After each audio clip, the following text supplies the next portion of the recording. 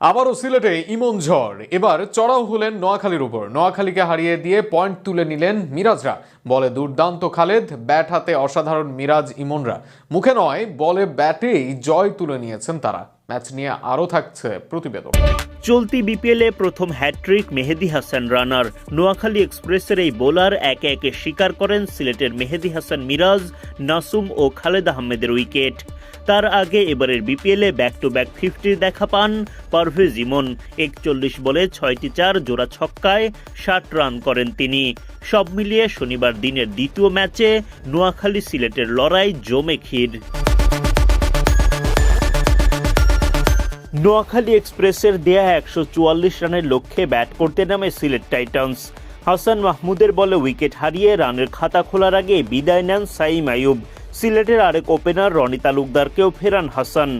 Zakir Hasan wicket হারান মেহেদী হাসান রানার বলে। মাত্র 34 রানে 3 উইকেট হারায় সিলেট। এরপর অধিনায়ক মেহেদী হাসান মিরাজ পারভেজ ইমনকে সঙ্গে নিয়ে জুটি গড়ে তোলেন। দাপুটে 50 তুলে নেন ইমন। বিদায়ের আগে 41 বল খেলে 60 রান করেন তিনি। তার আউটের পর নাটকীয় কাণ্ড শুরু মাঠে। নোয়াখালীর মেহেদী হাসান রানা তুলে নেন হ্যাট্রিক। জমে ওঠে ম্যাচ।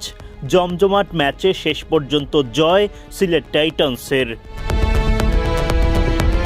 শনিবার বিপিএলে দিনের দ্বিতীয় ম্যাচে মুখোমুখি হয় সিলেট টাইটান্স ও নোয়াখালী এক্সপ্রেস। টস জিতে আগে বোলিংয়ের সিদ্ধান্ত নেন সিলেট অধিনায়ক মেহেদী হাসান মিরাজ, আর তাতেই বাজিমাত।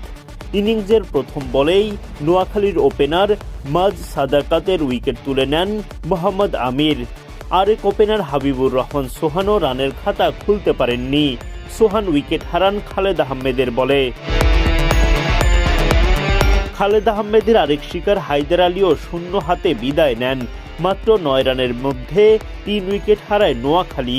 বিপর্যয়ের মাঝে প্রতিরোধ করার চেষ্টা অধিনায়ক সৈকত আলীর। 29 বলে 3 বাউন্ডারিতে সৈকত করেন 24 রান। তিনি উইকেট হারান সাইম আইয়ুবের বলে। 41 রানে চতুর্থ উইকেট হারায় নোয়াখালী। সাইম আইয়ুব তার দ্বিতীয় শিকারে পরিণত করেন সাব্বির হোসেনকে। এরপর অবশ্য শক্ত প্রতিরোধ গড়ে তোলেন জাকের আলী অনিক ও মাহিদুল ইসলাম অঙ্কন। তাদের দুর্দান্ত জুটির ওপর ভর করে লড়াকু পুঁজি দাঁড় করায় নোয়াখালী এক্সপ্রেস।